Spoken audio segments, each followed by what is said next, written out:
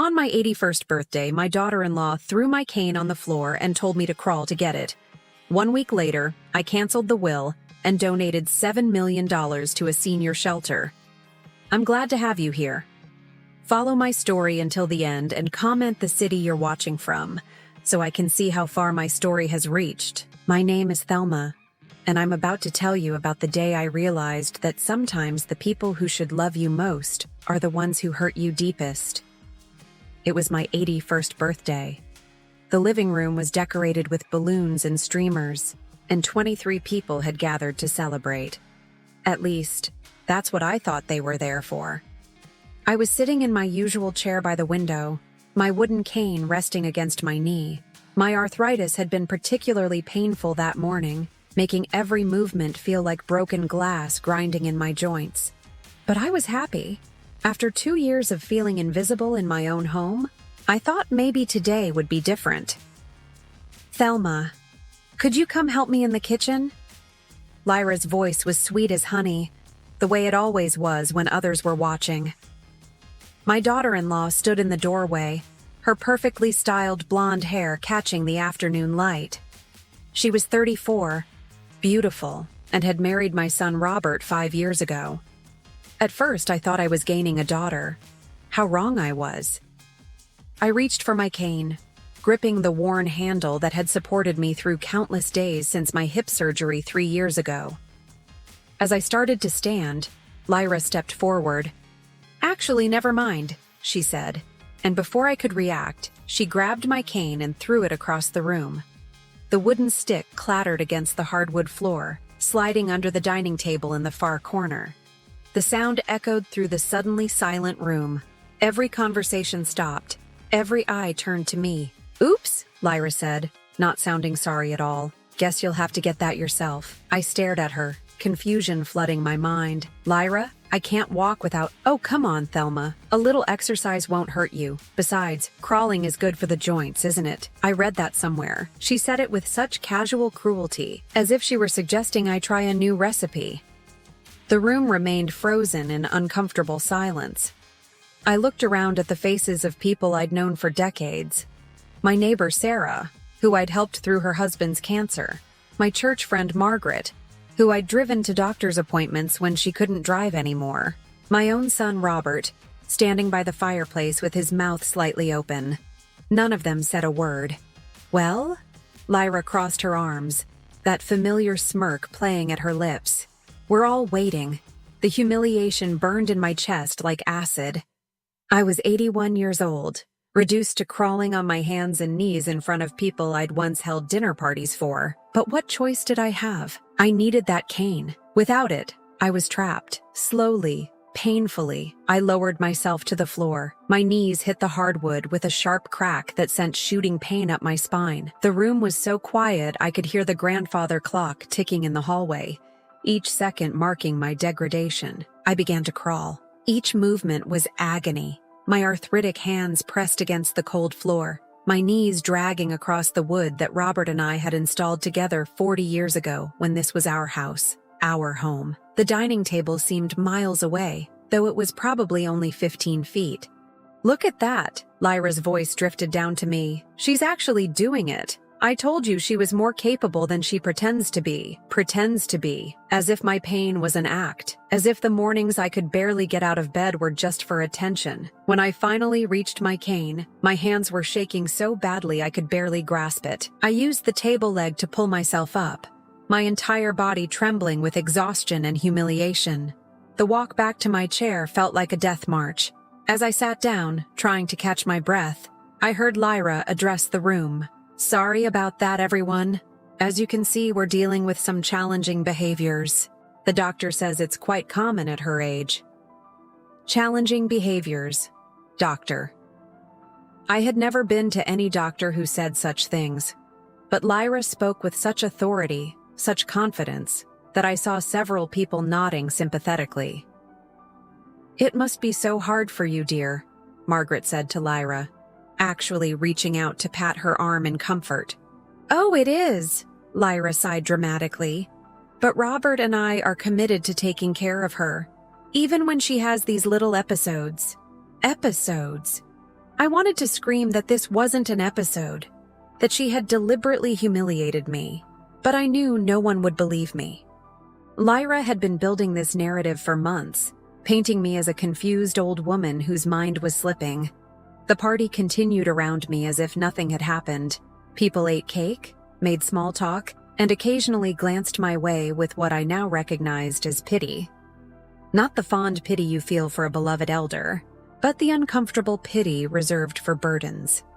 That night, after everyone had gone home, I lay in my bed staring at the ceiling. Robert had helped me upstairs without mentioning what had happened. He'd kissed my forehead and told me to get some rest, as if this was just another ordinary evening. But it wasn't ordinary. It was the night I realized I had become a prisoner in my own home, and my jailer wore the face of family. What I didn't know then was that this humiliation, as painful as it was, would become the moment that saved my life.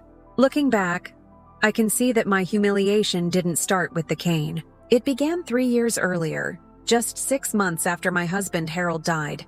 Harold and I had been married for 58 years. He was my anchor, my voice when I couldn't find my own, my strength when arthritis made simple tasks feel impossible. When he passed from a sudden heart attack, I felt like half of myself had been buried with him. Robert was wonderful those first few weeks. He came by every day, brought groceries, helped with bills. I was grateful to have such a caring son. But then Lyra started joining him. "Mom, you shouldn't be living alone," she said one evening, settling into Harold's old recliner as if she belonged there. "This house is too big for you. Too many stairs. Too many memories. Too many memories." As if my life with Harold was something to be swept away like dust. "I'm managing fine," I told them, though truthfully, the silence in the house was deafening. "Are you, though?" Lyra's voice carried that tone I would later learn to dread, sweet concern hiding sharp judgment. "Robert found expired milk in your refrigerator yesterday. And those bills on the counter? Some of them are past due." I felt heat rise in my cheeks. Yes, I'd forgotten about a few bills. Harold had always handled the finances, and adjusting to managing everything alone was overwhelming. But forgetting to pay the electric bill once didn't mean I was losing my mind. "Maybe we should consider other options," Robert said gently. "There are some nice retirement communities." No, the word came out sharper than I intended. "This is my home. Harold and I built our life here. I'm not leaving." Lyra and Robert exchanged a look that made my stomach tighten. It was the kind of look adults share when dealing with a stubborn child. "Of course you want to stay," Lyra said. "We understand that, don't we, Robert?" Robert nodded, but he looked uncertain. "That's why we've been thinking," she continued. "What if we moved in with you, just temporarily, until you're feeling more settled?" The suggestion felt like ice water in my veins. Move in? This house had been my sanctuary with Harold, our private world.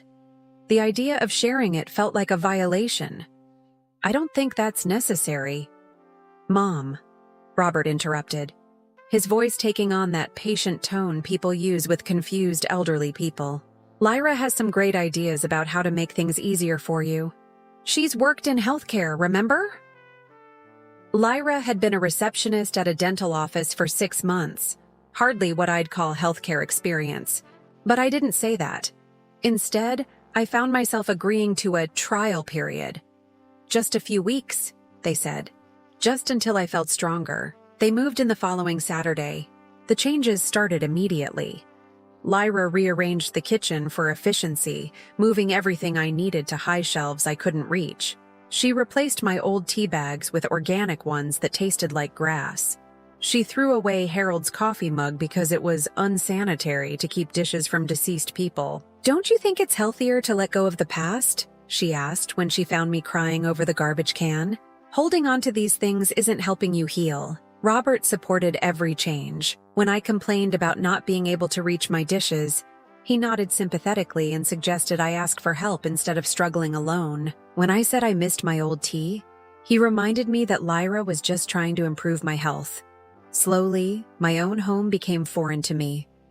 The worst part was how gradual it all was. Lyra never made grand dramatic gestures. She moved like water, finding every crack in my life and slowly filling the spaces until I forgot what it felt like to breathe freely.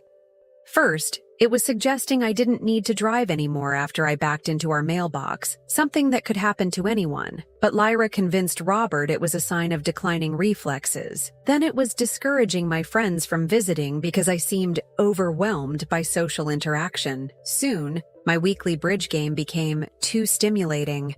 My volunteer work at the library was too strenuous, and my afternoon walks were dangerous for someone with balance issues. Each restriction came wrapped in concern.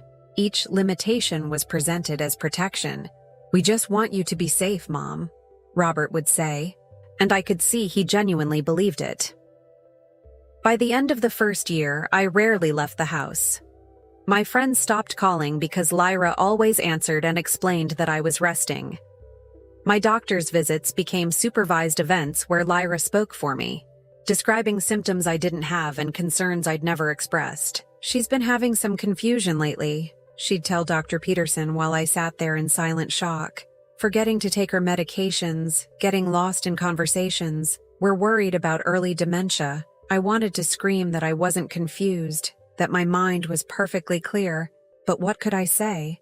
That my daughter-in-law was lying? That would only confirm their fears about my mental state. The medication started shortly after that visit. Little white pills for anxiety that made me drowsy. Blue ones for mood stabilization that left me feeling disconnected from my own thoughts. When I tried to refuse them, Lyra would get that concerned look. "Thelma, this is exactly the kind of resistance Dr. Peterson warned us about. The medication is helping you feel calmer.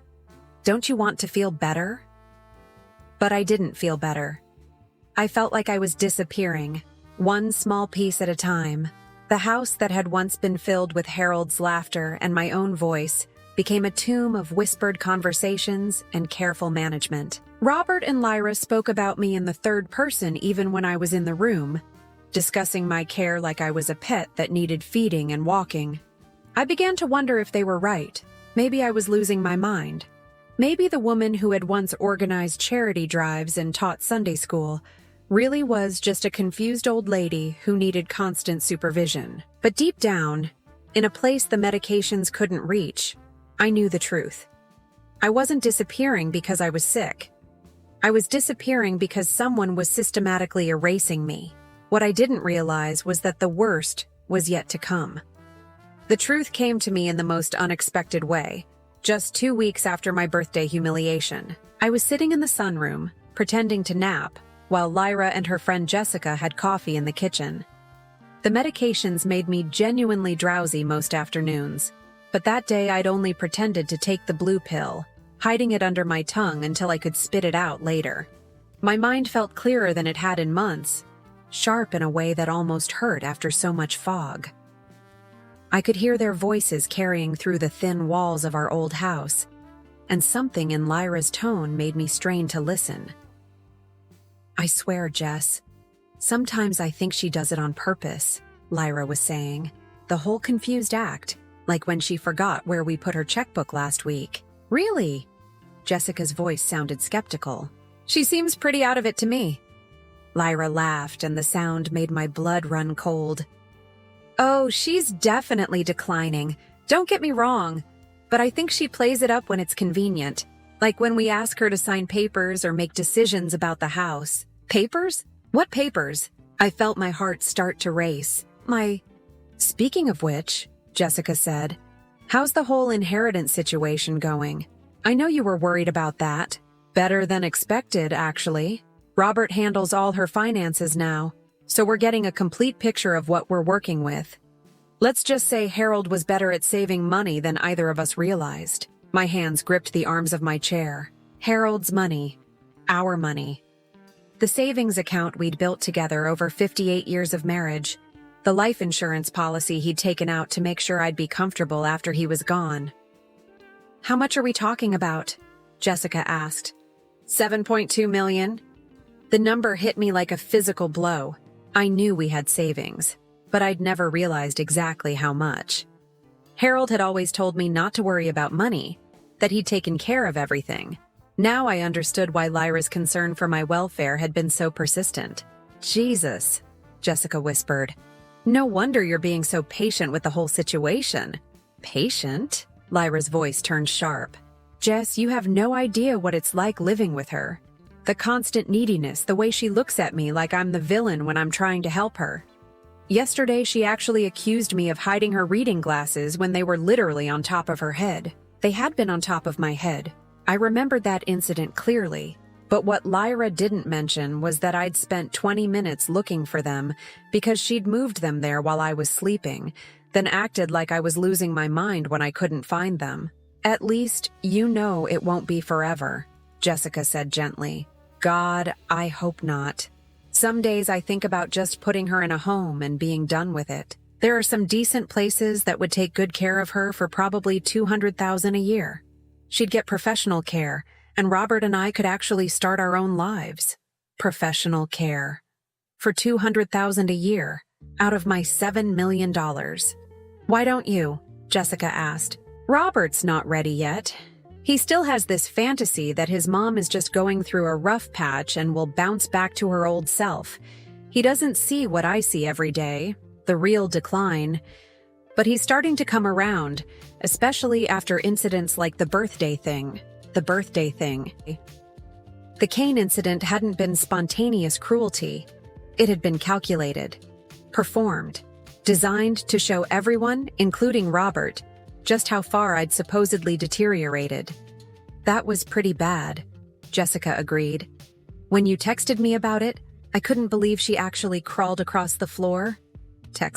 She'd texted about my humiliation like it was entertainment. I felt terrible about it, Lyra said, but I could hear the satisfaction in her voice. But sometimes these situations happen, and you have to let people see the reality of what you're dealing with. Robert needed to see how bad things have gotten. My chest felt tight, like I couldn't get enough air. Everything made sense now. The gradual isolation, the medications that made me foggy and compliant, the constant narrative about my declining mental state. Lyra wasn't just stealing my life. She was stealing my identity, my autonomy, my very sense of self. And she was doing it for $7 million.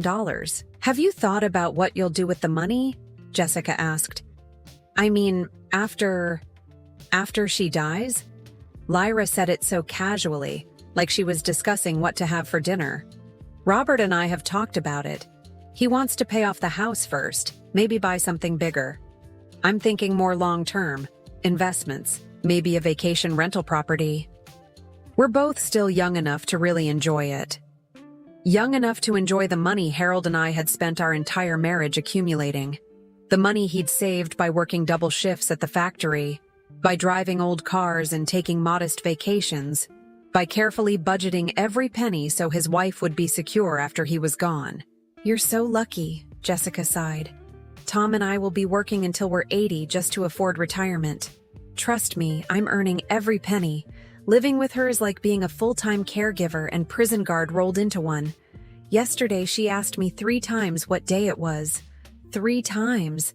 Sometimes I wonder if she's just messing with me, but I hadn't asked what day it was. I'd asked what we were having for dinner, because Lyra had stopped telling me about meals until the last minute, leaving me hungry and confused about the household schedule. She'd twisted that into evidence of memory loss. Well, at least you know Robert appreciates everything you're doing, Jessica said. Does he, though? Sometimes I think he takes it for granted. Like this is just what wives do. Sacrifice their careers and social lives to take care of difficult in-laws. But I didn't sign up to be a nursemaid when I married him. No, I thought bitterly. You signed up to be a widow's inheritor. The conversation moved on to other topics, but I'd heard enough.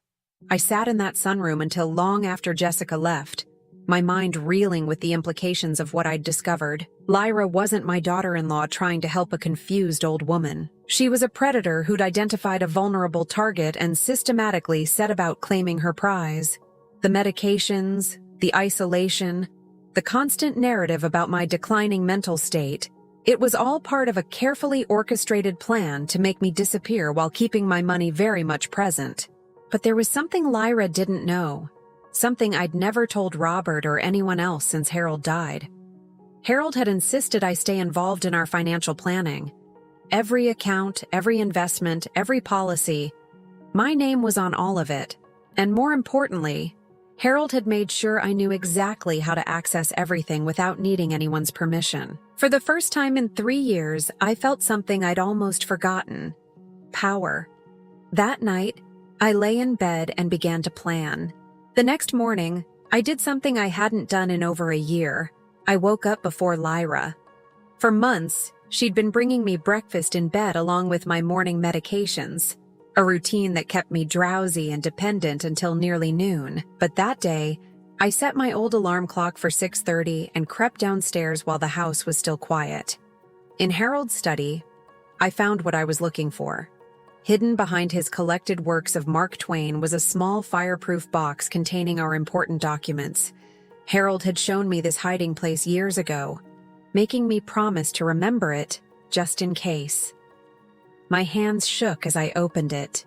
Inside were copies of our wills, insurance policies, investment statements, and most importantly, a small leather address book with the contact information for our attorney, financial advisor, and accountant. Thomas Brennan had been our lawyer for 30 years. He'd handled our house purchase, drawn up our wills, and helped Harold set up the investment accounts that had grown into our substantial savings. If anyone would help me understand my situation, it was Tom. I memorized his phone number, then carefully put everything back exactly as I'd found it. When Lyra came downstairs at 7:15, I was sitting at the kitchen table in my robe, looking appropriately confused about how to work the coffee maker. "Oh, sweetie, you shouldn't be trying to do this yourself," she said, rushing over with that familiar tone of patronizing concern. "You know caffeine interferes with your medications."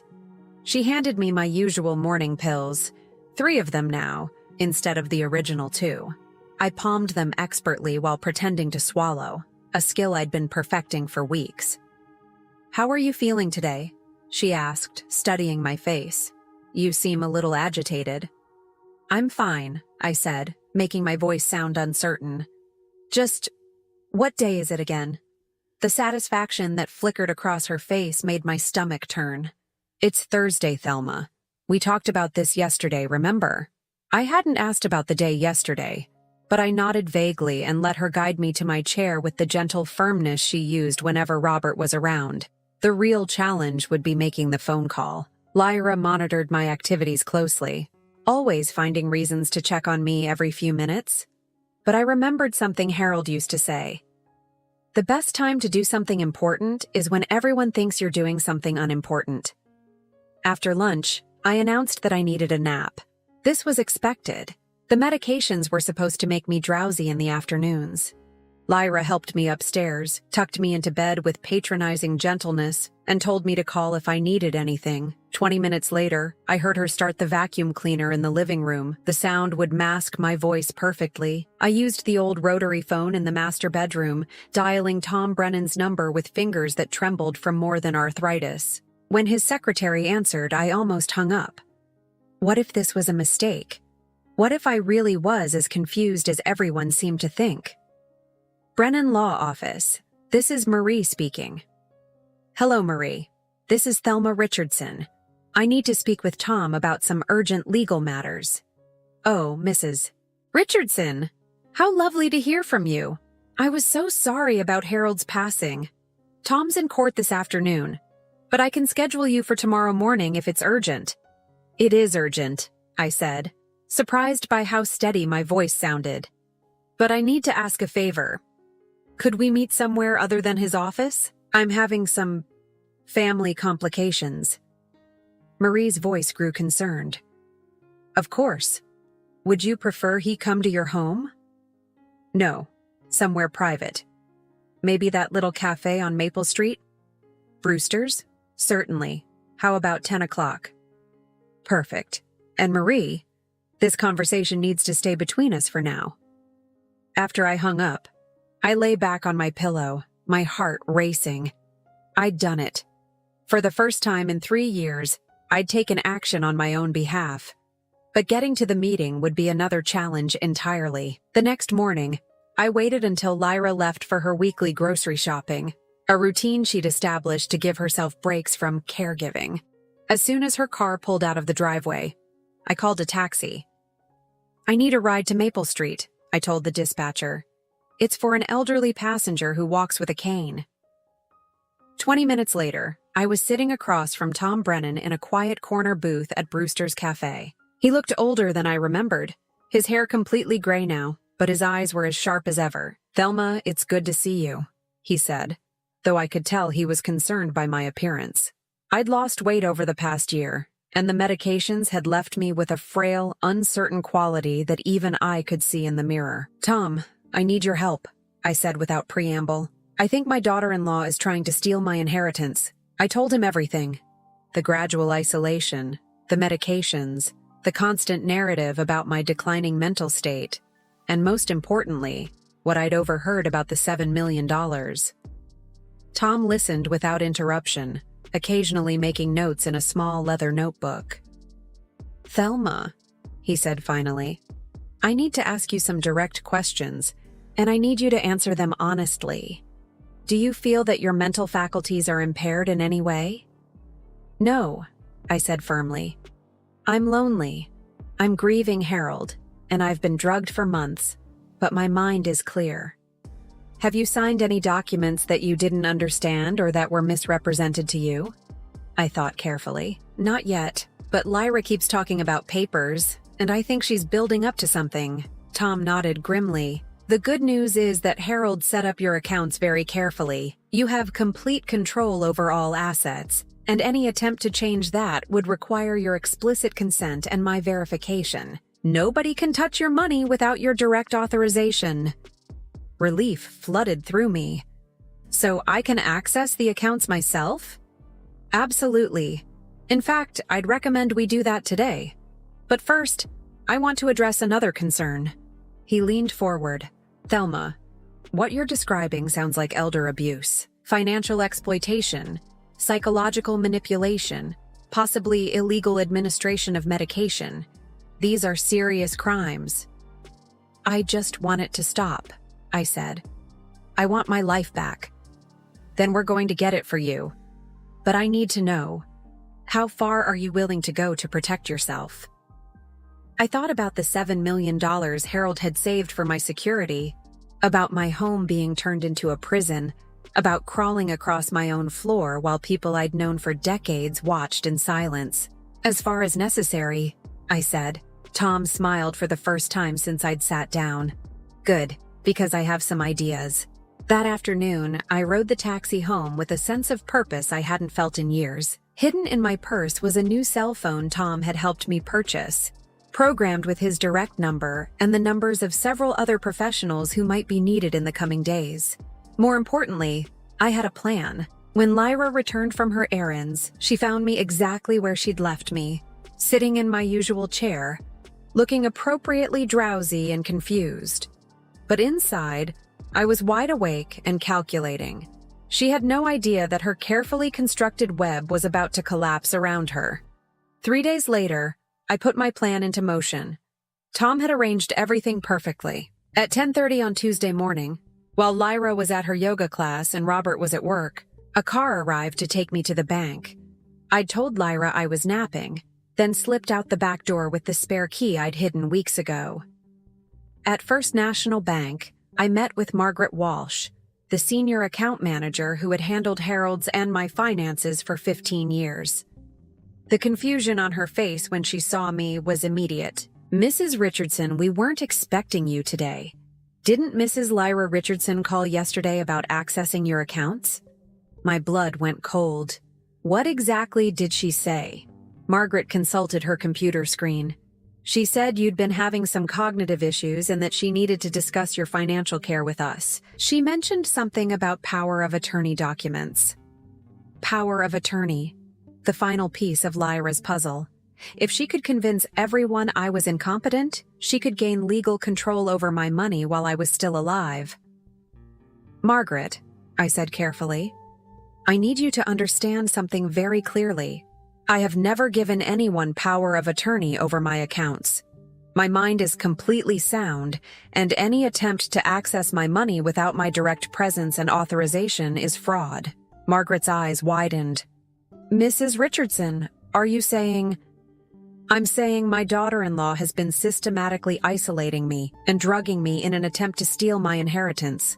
And today, I'm going to make sure she can't. What happened next took exactly 47 minutes. With Tom's guidance and Margaret's assistance, I transferred every penny of my savings, all $7.2 million, into a new account at a different bank. Then I did something that would have seemed impossible to me just weeks earlier. I donated it all.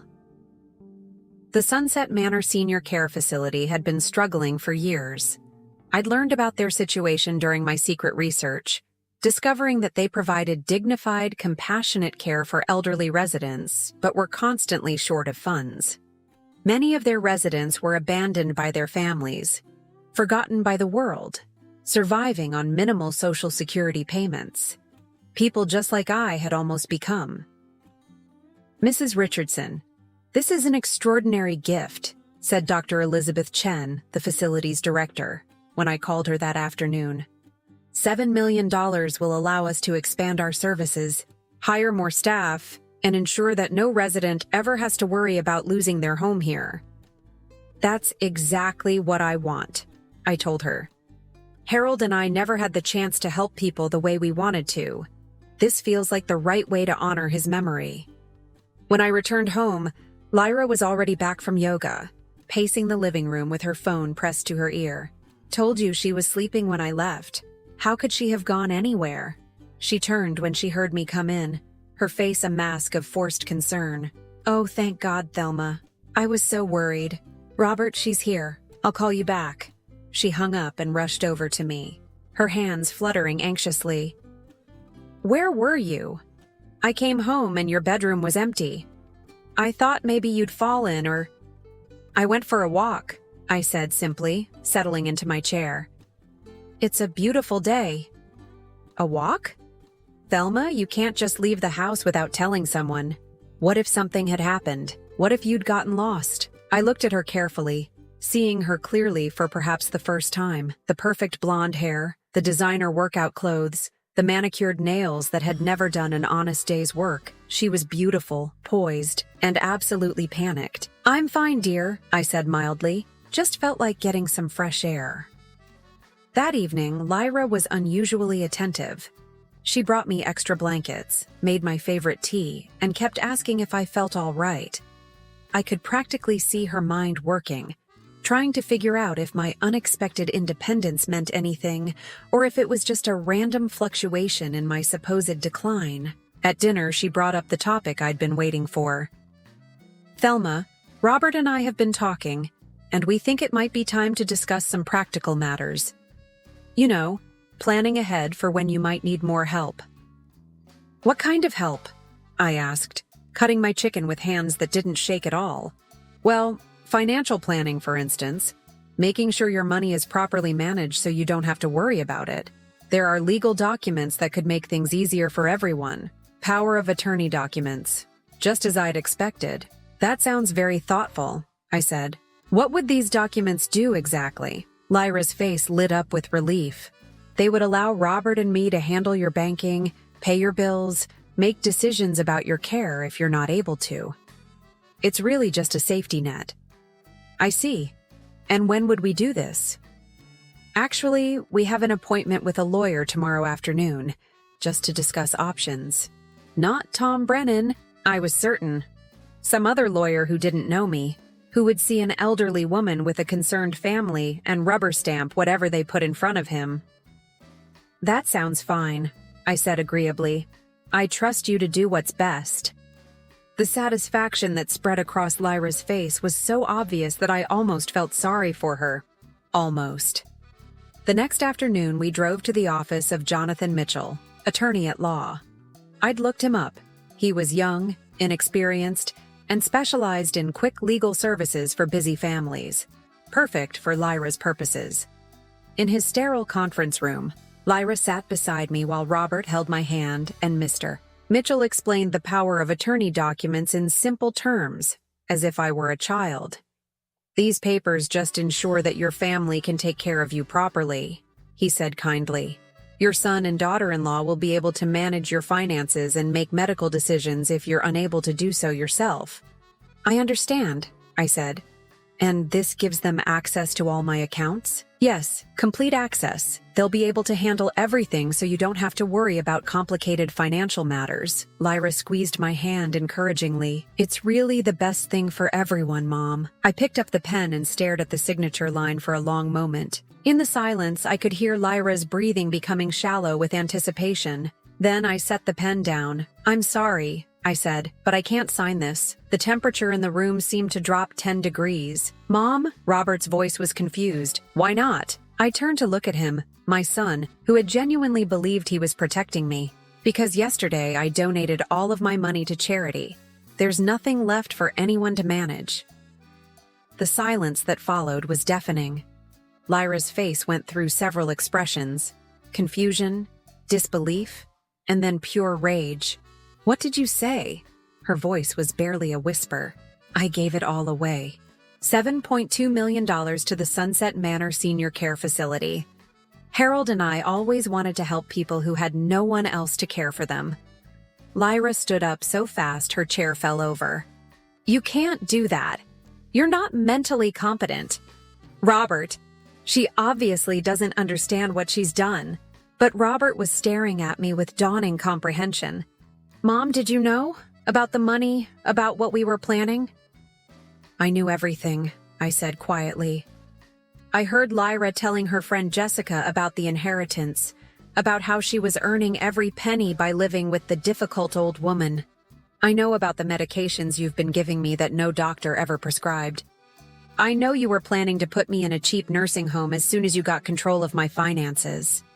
Lyra's mask finally slipped completely. You selfish bitch. Do you have any idea what I've sacrificed for you? 2 years of my life taking care of your pathetic— Lyra! Robert's voice cut through her rage, but the damage was done. I stood up slowly, feeling stronger than I had in years. Mr. Mitchell, I won't be signing any documents today, and I'll be needing a copy of this conversation for my attorney. As we walked to the car, Lyra was silent but vibrating with fury. Robert kept trying to ask questions that I didn't answer. When we got home, the explosion I'd been expecting finally came. The explosion came the moment we walked through the front door. $7 million! Lyra screamed, her face twisted with rage. You threw away $7 million out of spite! I sat down in my chair calmly, watching her pace back and forth like a caged animal. Robert stood frozen in the doorway, still processing what had happened. It wasn't spite, I said quietly. It was justice. Justice? She whirled to face me. I spent 2 years of my life taking care of you, feeding you, medicating you, making sure you were safe. And this is how you repay me? You spent 2 years drugging me, isolating me, and planning to steal my inheritance, I corrected. There's a difference. You're insane. Robert, tell her she's insane. But Robert was looking at me with new eyes. Mom, the medications Lyra gave you, did a doctor really prescribe them? No, I said simply. Dr. Peterson never prescribed anything except my arthritis medication. Everything else came from Lyra. The color drained from Robert's face. Lyra, what is she talking about?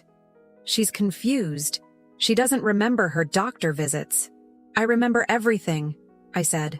I remember you telling Dr. Peterson I was having memory problems when I wasn't.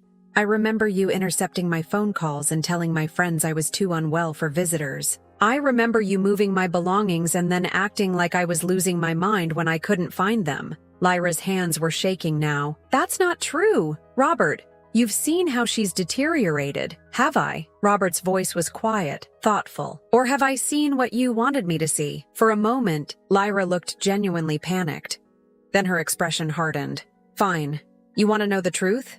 The truth is that I've been a saint for putting up with this for 2 years. Do you know what it's like living with someone who can't remember conversations? Who needs constant supervision? Who acts like a victim every time someone tries to help her? But I wasn't acting, I said. I was being victimized. By you. You're pathetic. The words came out like venom. a sad, lonely old woman who nobody really wants around. Robert only tolerated you because of the money, and now you've thrown that away too. Congratulations. Now nobody has any reason to care about you at all. The words should have hurt. A year ago, they would have devastated me. But sitting there, looking at this beautiful young woman whose mask had finally slipped completely, I felt nothing but pity. You're wrong about one thing, I said. Robert does care about me, don't you, son? Robert was staring at Lyra as if seeing her for the first time. My God, Lyra, what have you done? What I had to do. What you were too weak to do. Your mother needed managing, and I managed her. You drugged her. You isolated her. You made her crawl across the floor at her own birthday party. That was an accident. No, Robert said, his voice growing stronger. It wasn't. Nothing about this was an accident, was it? The fight seemed to go out of Lyra all at once. She sank into Harold's old recliner, the one she'd claimed as her own 3 years ago. What happens now? She asked quietly. Now you pack your things and leave, I said. Both of you.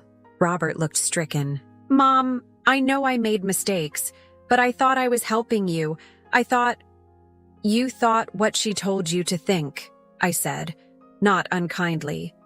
But you're my son, Robert. If you really want to rebuild our relationship, we can try. But not while you're married to someone who sees me as nothing but a financial opportunity. You can't be serious, Lyra said. Robert, you're not actually going to choose her over me. Robert looked between us for a long moment. Then he walked over to my chair and knelt beside it. Mom, I'm so sorry. I should have listened to you. I should have seen what was happening. I know, I said, taking his hand. But you see it now. That's what matters. 3 weeks later, I stood in my kitchen making coffee, real coffee, with caffeine, while watching the sunrise through windows that Lyra had kept covered with heavy curtains. The house felt different now, lighter, like it could breathe again. Robert had filed for divorce and moved into a small apartment across town. He visited every few days, tentatively rebuilding the relationship we'd lost. It would take time, but we had time now. Lyra had threatened to fight the divorce, to claim I'd been mentally incompetent when I donated the money, to have me evaluated for dementia. But Tom Brennan had been thorough in documenting my mental competency, and her own words in Mr. Mitchell's office had been recorded. In the end, she'd settled for what little Robert could offer and disappeared from our lives. The phone rang, interrupting my peaceful morning. I smiled when I saw the caller ID. Good morning, Dr. Chen. Good morning, Thelma. I'm calling with wonderful news. The renovations at Sunset Manor are complete, and we're having a dedication ceremony next week. The residents would love to meet the woman who made it all possible. I'd be honored, I said, but I'm not the one who made it possible. Harold did, by working so hard all those years to save that money. I just made sure it went where it belonged. After I hung up, I walked to the sunroom where Harold's ashes sat in their simple wooden urn on the windowsill. The morning light caught the brass nameplate, making it gleam. We did good, didn't we? I said aloud. Your money is helping people who need it, just like you would have wanted. I could almost hear his voice in the gentle morning breeze. I'm proud of you, Thelma. You found your strength when you needed it most. That afternoon, I drove myself to Sunset Manor for the first time. My arthritis still bothered me, and I still needed my cane. But I'd stopped taking any medications except what Dr. Peterson actually prescribed. My mind was clear, my hands were steady, and for the first time in 3 years, I felt truly alive. At the facility, I met residents whose stories echoed my own. People who had been forgotten, dismissed, or abandoned by families who should have cherished them. But here, they were treated with dignity and respect. They had activities, friends, purpose. Mrs. Richardson, said Eleanor, a 92-year-old former teacher, we can't thank you enough. This place saved my life. Mine too, I told her, and meant it. As I drove home that evening, I thought about the birthday party 6 months ago, about crawling across my own floor while people watched in silent discomfort. That humiliation had been the catalyst for everything that followed: the awakening, the investigation, the plan, and ultimately, the freedom. Sometimes the worst moments of our lives become the doorway to the best ones. At 81 years old, I had learned that it's never too late to reclaim your dignity, your autonomy, and your right to be treated with respect. I had learned that family isn't always the people who share your blood, but the people who truly care about your well-being. Most importantly, I had learned that my worth wasn't measured by my bank account or my usefulness to others, but by my own choices and my own values. Harold's money was gone, but Harold's love lived on in every person whose life was improved by our gift. And I was still here, still strong, still capable of making my own decisions and living my own life. At 81, I was finally free. Now I'm curious about you who listened to my story. What would you do if you were in my place? Have you ever been through something similar? Comment below. And meanwhile, I'm leaving on the final screen 2 other stories that are channel favorites, and they will definitely surprise you. Thank you for watching until here.